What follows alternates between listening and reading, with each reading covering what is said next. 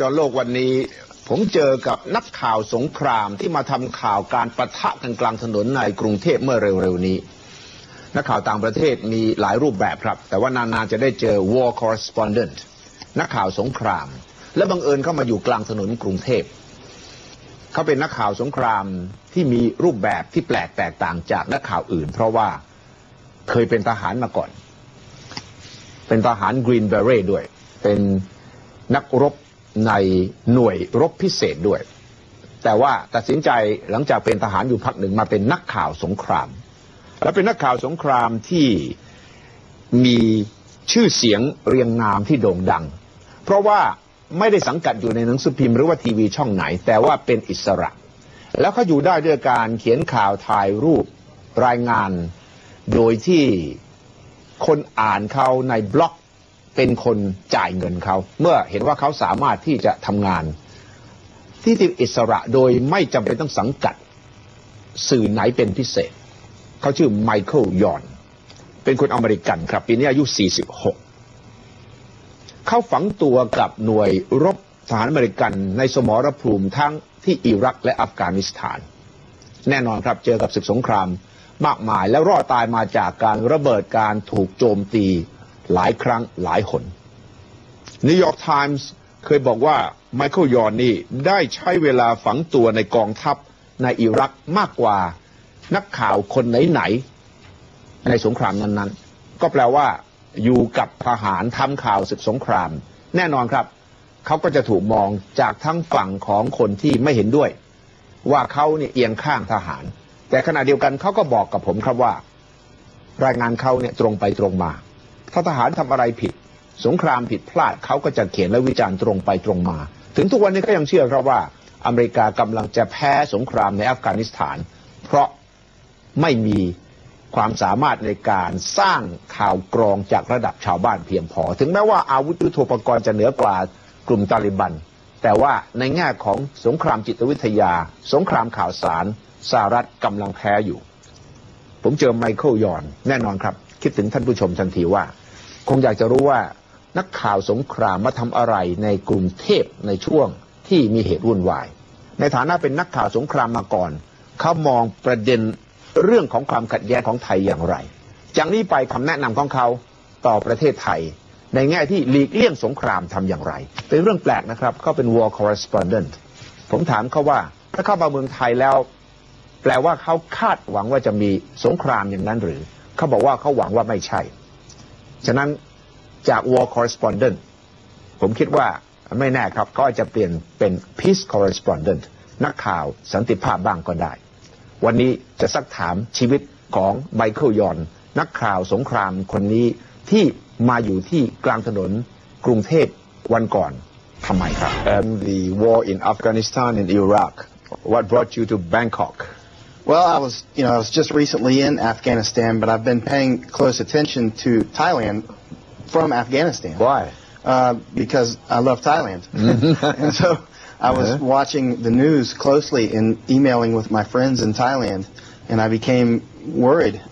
about the situation here. You mean you had some sort of prediction that Thailand might turn into something like Afghanistan? I hope not. The Thai people... No, when you were interested in Thailand, yes, was the political trouble already started? Yes, it had already started. Well, I first noticed that it was getting worse in Thailand. I mean, me personally, I noticed about a year and a half ago, because my Thai friends normally don't talk about politics when we're eating dinner or something, and they started increasingly talking about politics, and things that I was hearing people say caused me to think that unrest is building. You covered wars in Iraq and Afghanistan. Those were urban wars, similar to what you saw in Bangkok? Iraq was. Afghanistan is... You were in Baghdad, right? I was in many cities in Iraq, Baghdad, Mosul, many places. Yep. What were the similarities? Actually, the violence here is not as high as what I saw in Iraq or in Afghanistan, thankfully, because most Thai people are peaceful. And so I think that, Thailand has a natural aversion to war, but it can happen. But once urban warfare breaks out, it's horrible. It destroys cities. It shatters the children's psyches.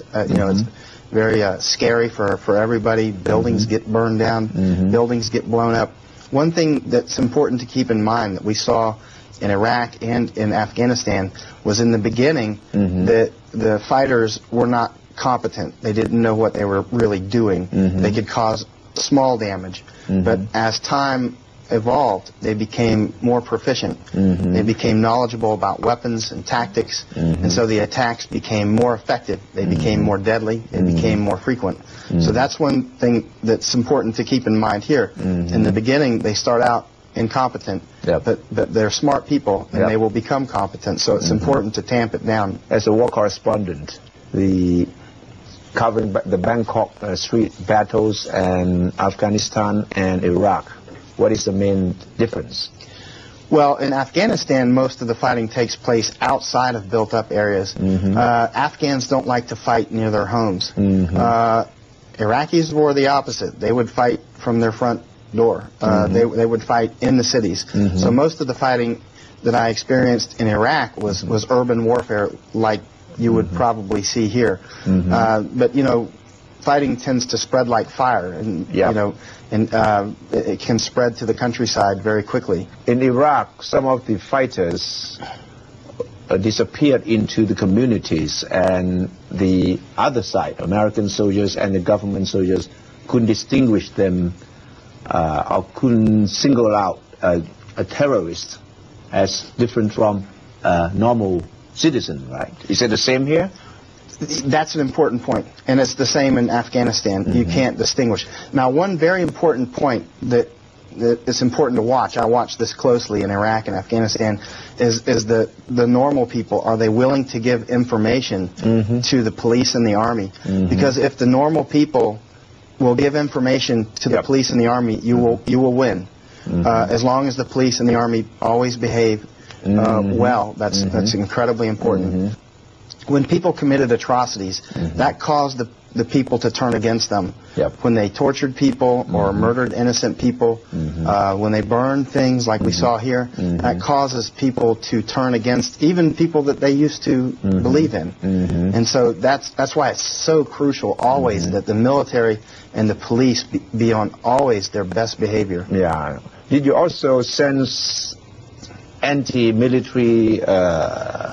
feelings among the Bangkok people when you were covering it? Normal citizens seem to respect the army, so they've said only good things. The army and the police, from what I've seen, and I watch them very closely, they're treating the people with much respect, and they're being very professional. The CNN and the BBC have been criticized by some, Thai people of being either biased or not knowledgeable enough, or perhaps not deep enough.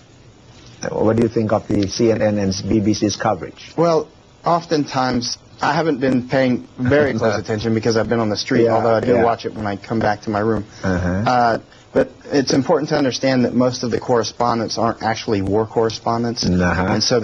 I often don't know what to watch for. For instance, to watch the police and the people and how do they interact. Do the people look fearful of the army? Do they look fearful of the police? And the people in Bangkok do not seem fearful of the army or the police because they're behaving professionally. Do you think some of the foreign correspondents were biased? Oh, there's always bias. I mean, I'm biased. I'm very pro-Thai, so, I just have to admit to it. When you say you're pro-Thai, it's difficult now to define because there's so many sides to the Thai people now. It's complicated, isn't it? What do you mean by being pro-Thai now? Well, I just... Pro-red, pro-yellow, pro-soldier? Pro-peace. Pro-peace, okay. Just hope that Thailand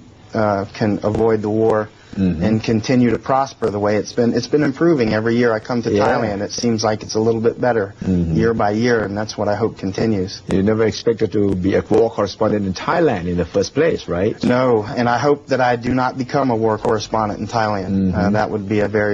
a tragedy. But as a war correspondent, what do you do when there's peace? There's no war for you to cover. I'll start a garden.